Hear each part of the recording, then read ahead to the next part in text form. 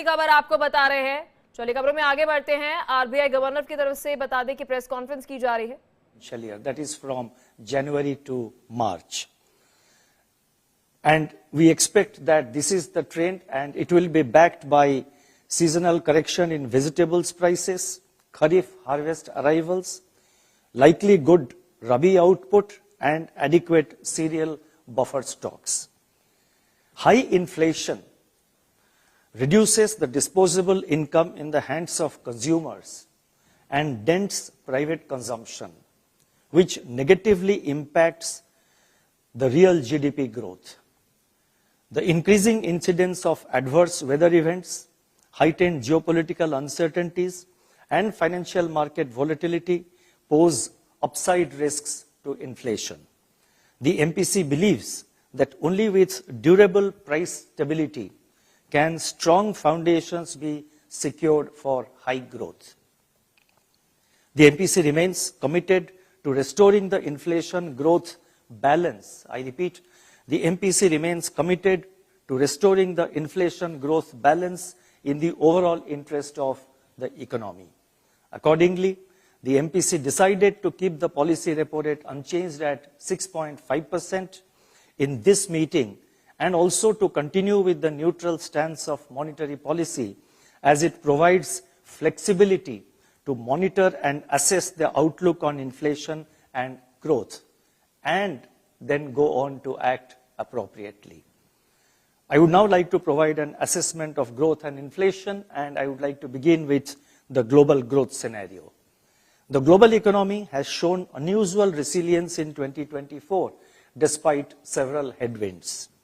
Inflation is gradually moving towards the target from its multi-decadal highs, prompting several central banks to embark on policy pivots. Global trade remains resilient, with increasing volumes confined within geographical blocks. Since the last MPC meeting, financial markets have remained edgy amidst rising US dollar and hardening bond yields, resulting in large capital outflows from emerging markets and also in volatility in equity markets.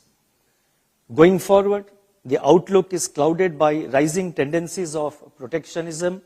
I'm talking about the global economy. Going forward, the outlook is clouded by rising tendencies of protectionism, which have the potential to undermine global growth and also push inflation higher.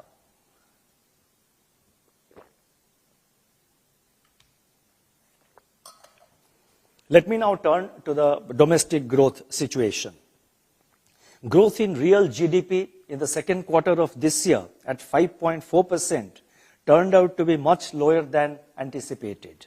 This decline in growth was caused mainly by a substantial deceleration in the industrial growth from 7.4% in the first quarter to 2.1% in the second quarter due to subdued performance of manufacturing companies, contraction in mining activity, and lower electricity demand. The weaknesses in the manufacturing sector, however, was not broad-based, but was limited to specific sectors such as petroleum products, iron and steel, and cement. Going forward, high-frequency indicators available so far suggest that the slowdown in domestic economic activity bottomed out in the second quarter of this year, and it has since recovered, aided by strong festive demand and pickup in rural activities. Agricultural growth is supported by healthy Kharif crop production, higher reservoir levels, and better Rabi sowing. Industrial activity is expected to normalize and recover from the lows of the previous quarter. The end of the monsoon season and the expected pickup in government capital expenditure may also provide some impetus to cement as well as iron and steel sectors. Mining and electricity are also expected to normalize post the monsoon-related disruptions. I I specifically commented on these sectors, that is on manufacturing, on electricity, and also on mining and iron and steel, as well as on cement, because these were the sectors, particularly in manufacturing, mining, and electricity demand, which were the principal factors which pulled down the GDP number in second quarter. So that's why I have focused how these three sectors are expected to behave in the current quarter as well as in the next quarter. The Purchasing Managers Index, that is PMI for manufacturing at 56.5 for November, remained elevated. The supply chain pressures eased in October-November and fell below the historical average. The services sector continues to grow at a strong pace. PMI services remained steady at 58.4 in November, indicating continued expansion. On the demand side, rural demand is trending upwards, while urban demand shows some moderation on a high base. Government consumption is improving. Investment activity is also expected to improve. On the external front, merchandise exports expanded by 17.2% in October, while services exports continued to post upbeat growth at 22.3% in October. Taking all these factors into consideration, real GDP growth for 2024-25, that is the current year, is now projected at 6.6%, with Q3 at 6.8% and Q4 at 7.2%. Real GDP growth for the first quarter of 25-26 is projected at 6.9%, and the second quarter of 25-26 at 7.3%. The risks are evenly balanced. I would now like to focus on inflation. Inflation increased sharply in September and October 2024, led by an unanticipated increase in food prices. Core inflation, though at subdued levels, also registered a pickup in October. Fuel group remained in deflation for the 14th consecutive month in October. In the near term, despite some softening, lingering food price pressures are likely to keep headline inflation elevated in the third quarter, that is, in the quarter October to December. Going ahead, a good Rabi season would be critical to the softening of food inflation pressures. Early indications point to adequate soil moisture content and reservoir levels, conducive for Rabi sowing. The estimates of record Kharif production should bring relief to elevated prices of rice and tur dal in particular. Vegetable prices are also expected to see a seasonal winter correction. On the upside, the evolving trajectory of domestic edible oil prices following the hike in import duties and rise in their global prices need to be monitored closely. Manufacturing and services firms surveyed by the Reserve Bank point to firming up of input costs and selling prices in the fourth quarter of the current financial year, that is in the quarter January to March. Taking all these factors into consideration, CPI inflation for the current financial year, that is 24-25, is projected at 4.8%, with Q3 at 5.7%, Q4 at 4.5%.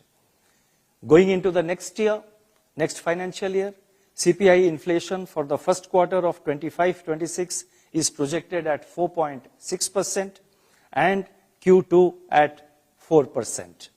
The risks are evenly balanced.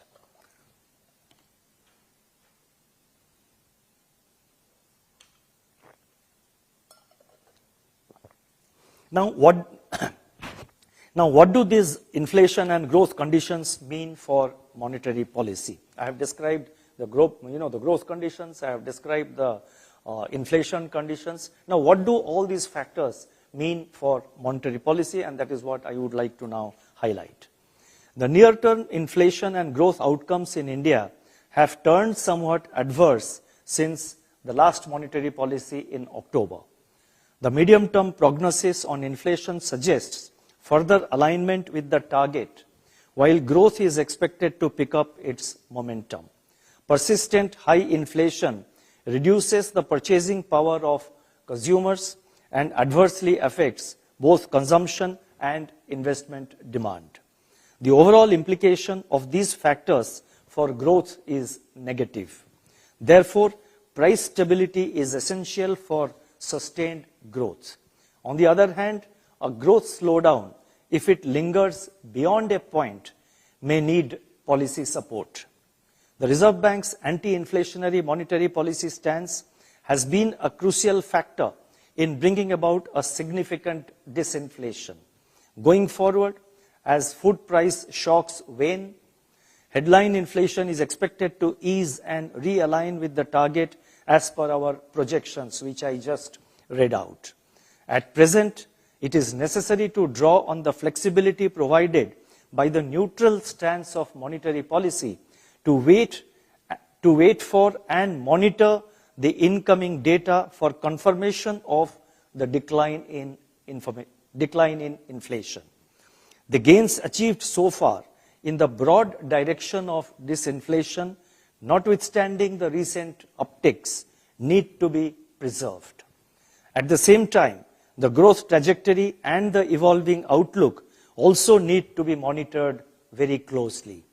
At this critical juncture, prudence and practicality demand that we remain careful and sensitive to the dynamically evolving situation with all its complexities and ramifications.